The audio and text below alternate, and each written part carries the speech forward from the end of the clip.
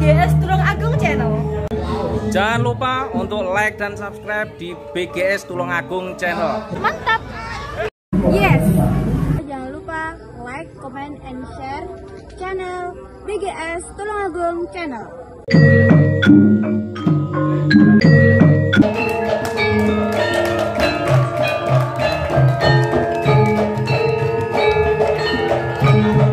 Tangan kanan atau senopati dari Sultan Agung, yang dalam hal ini beliau adalah melakukan suatu aktivitas untuk menumbuhkan pertanian di kawasan Brangwetan. Brangwetan itu gampangannya wilayah Jawa Timur, tetapi perusahaannya di Wajak yang masuk kategori Tulungagung.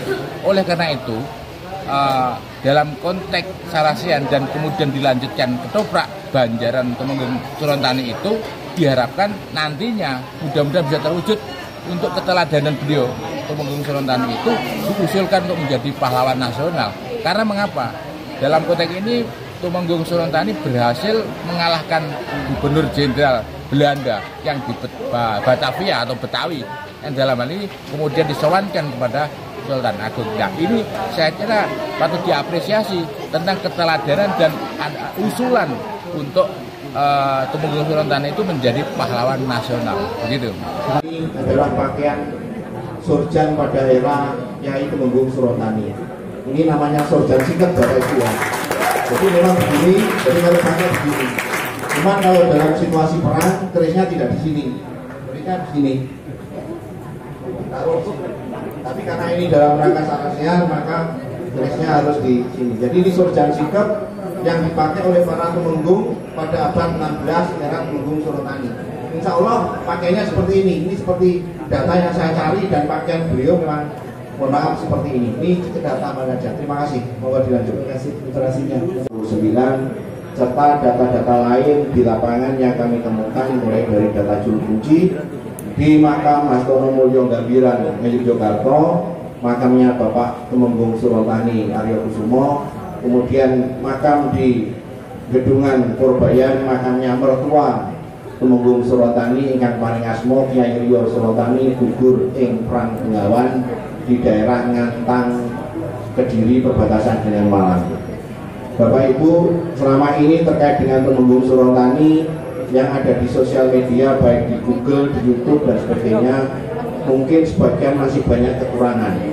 Ada benarnya, tapi harus ditambahkan supaya lebih benar. Pertama, perlu saya luruskan bahwa Temenggung Sorontani Aryo Kusumo ing Wajak adalah Temenggung Sorontani kang kapisan. Dasar daripada Temenggung Sorontani kang kapisan Aryo Kusumo ing Wajak itu adalah dari putra wayah beliau yang memegang kekancingan dari Keraton Mataram. Dan Temenggung Sorontani yang di Desa Tanggung, Aryo yang bernama Raden Kertoyudo adalah putra dari Temenggung Sorontani Aryo Kusumo. Temenggung Sorontani Aryo Kusumo adalah putra dari Panembahan Mayem atau Ki Juru Kiting Mataram. Ki Juru Kiting atau Panembahan Mayem adalah pemimpin pasukan Sultan Agung yang berperang melawan VOC di dalam penyatuan Jawa di pesisir utara, terutama ketika itu perang menaklukkan Madura pada tahun 1620, 1621 dan 1624. Bapaknya Sorontani Aryo Kusumo ini adalah senopati utama, panglima perang di pesisir utara yang berhasil menyatukan Jawa Timur pesisir utara. Jadi Panembahan Mayem ini, bapaknya Temenggung Sorontani ini adalah putra dari Ki Juru Martani. Ki Juru Martani adalah pendiri Kerajaan Mataram pada tahun 1558. Rajanya ketika itu adalah Sutowijoyo atau Panembahan Senopati. Kakeknya Temenggung Sorontani ini adalah Patih Ponorogo atau Ki Juru Martani ini adalah patih di 3 zaman, mulai dari Panembahan Senopati Raja pertama, Raden Mas Jolang, kemudian Sultan Agung. 2 tahun setelah Sultan Agung Jumenengoto, kakeknya Sorontani ini meninggal dunia karena usia sepuh. Nah, sebelum kakeknya Surontani meninggal, sudah berwasiat kepada bapaknya Surontani yang bernama Panembahan Surumayung itu agar anaknya nanti di Jumenenoto di Merowo atau bernama Katemenggungan Surontani ing Wajah. Jadi nama Surontani itu di dalam cerita sejarah itu tidak hanya satu, tapi yang tercatat ada 3. Surontani pertama itu adalah bernama Kiai Rio Surontani yang makamnya di Gedungan Purbayan. Itu berbeda dengan Surontani yang di Wajah dan Surontani yang di Gunung Budet. Kiai Rio Surontani ini adalah pemimpin pasukan Mataram yang berperang di dalam menyatukan Jawa pesisir selatan. Markas utamanya ada di Tulungagung, tepatnya di Desa Wajah. Kenapa harus di Desa Wajah? Karena para pangeran dan Sultan Agung ketika itu menitipkan Kiai Rio Surontani kepada Kiai Awar-Awar. Jadi nama Awar-Awar itu sebetulnya bernama Wahana Karoma, menuntun ke jalan kemuliaan. Jadi Padepokan Awar-Awar itu adalah Padepokan Agung yang mana di sana itu membawai para pendekar-pendekar, prajurit-prajurit Berang Wetan yang sangat diperhitungkan sekali kekuatan dan keterampilannya di dalam berperang. Kiai Rio Surontani pada tahun 1615 memimpin peperangan di Kepanjen dalam rangka penaklukan Jawa Berang Wetan pesisir selatan. Kenapa harus di Kepanjen? Karena Kepanjen dipimpin oleh Ronggoto Jiwo adalah pemimpin koalisi pasukan para adipati Berang Wetan. Jadi mulai dari Pasuruan, Surabaya, Jombang, Sidoarjo, kemudian Mojokerto itu berada di bawah kendali Ronggoto Jiwo dari Kepanjen Malang. Di dalam peperangan di Kepanjen itu Kiai Rio Surontani gugur, tepatnya di Ngantang, dan sampai sekarang di daerah Ngantang itu putra wayah Tumenggung Surontani Kertayuda di sana sangat banyak. Gugur ketika perang di Ngantang. Di dalam ketika itu terjadi perang melompat di sungai dan dihujani tombak sama prajurit-prajurit Kepanjen. Setelah Raden Rio Surontani, Kiai Rio Surontani gugur bersama dengan Tumenggung Ketawangan, yang dimungkinkan Tumenggung Ketawangan itu makamnya ada di Astono Gedong, itu gugur ketika itu. Jenazahnya Tumenggung Kiai Rio Surontani itu sampai digogoni, kemudian dientaskan dan kemudian dimakamkan di daerah dekat Sungai Brantas itu untuk sementara, karena pasukan harus berbalik ke Mataram dan menyampaikan kepada Sultan Agung bahwa Kiai Rio Surontani gugur. Setelah situasi tentram, kemudian jenazah ini dipindahkan ke makam Gedungan Purbayan, tepatnya di ujung barat, di pojok barat yang paling utara. Di sana didampingkan dengan bapaknya, yaitu Kiai Gedong II. Ini Kiai Rio Surontani ini akhirnya punya anak perempuan yang menikah dengan Tumenggung Surontani Aryo Kusumo di Wajah. Saya lanjutkan ke Kiai Rio Surontani sampai tuntas. Kiai Rio Surontani adalah putra dari Kiai Gedong II ing Pajang. Kiai Gedong II ing Pajang itu adalah putranya Kiai Gedong I Sedolincah ing Pajang. Apa hubungannya Kiai Sedolincah, kakeknya Nyai Surontani ini dengan Mataram? Bahwasanya Kiai Gedong Sedolincah ing Pajang itu adalah orang yang menjaga Gedong Pusaka Pajang ketika Pangeran Benowo dan Panembahan Senopati terpaksa harus menaklukkan Pajang di bawah pemerintahan Aryo Pangili. Di dalam peperangan itu Panembahan Senopati bersama Ki Juru Mertani, kakeknya Raden Surontani Aryo Kusumo ini, mendampingi Panembahan Senopati dan menemui Kiai Gedong I, wujudnya Nyai Rio Surontani itu berpesan. Di situ mengeluarkan Sabda Raja, yang Sabda Raja itu akhirnya sampai sekarang terbukti bahwa Tulungagung masih menjadi buminya Mataram.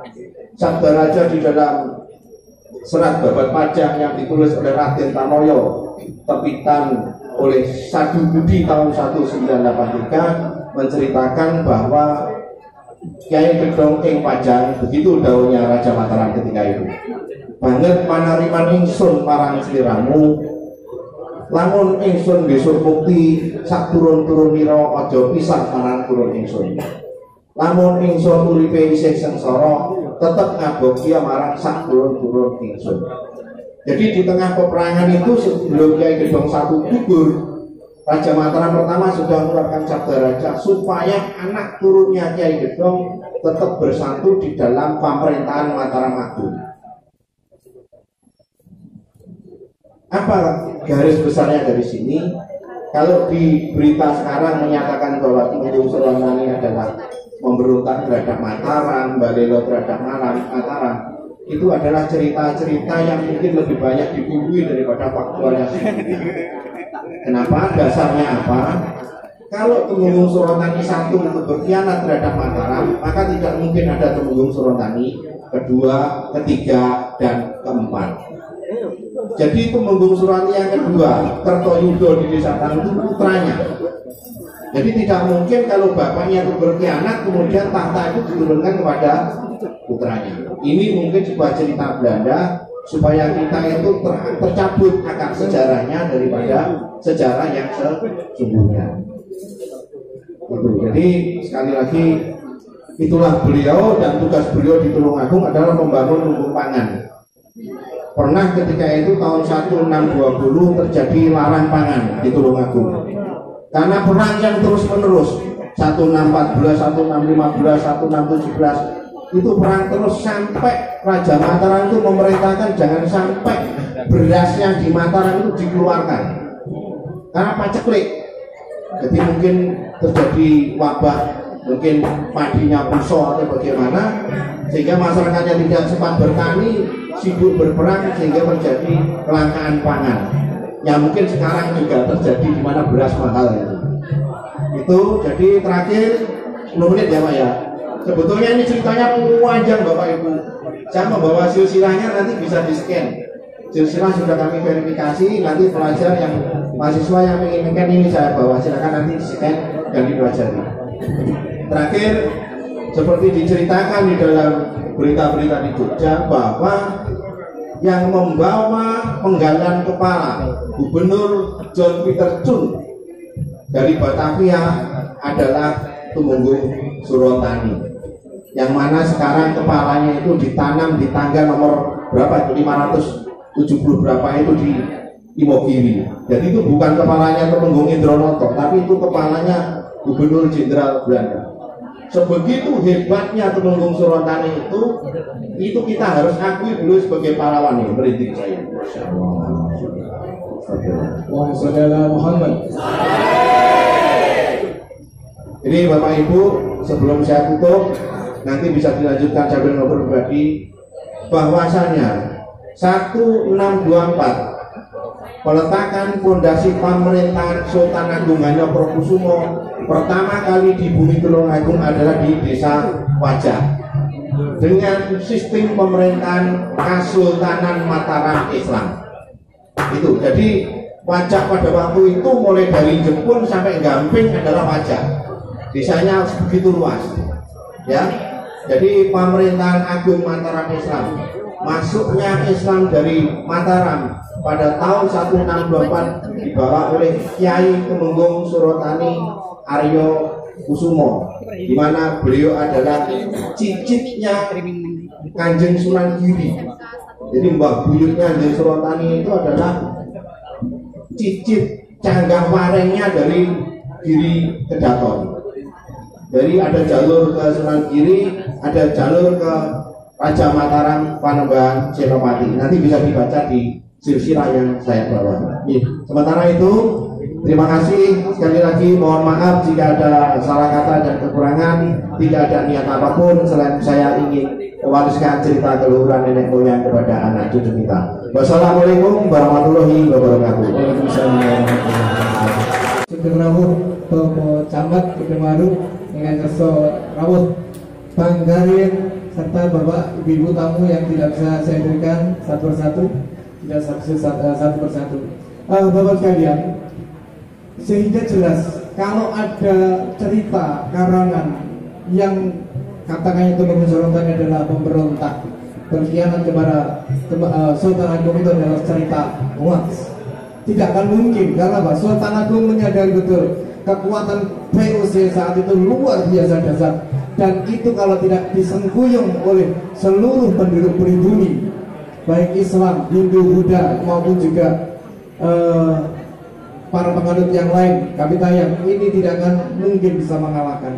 Jadi ini saya kira jejak bagaimana Temenggung Suratani menjadi wakil dari Sultan Agung di bumi wajah, di bumi Nasrul Azim, bumi pitulungan Kang Moh Agung. Ini adalah bumi di mana Sultan Agung memberikan perwaliannya kepada Temenggung Suratani.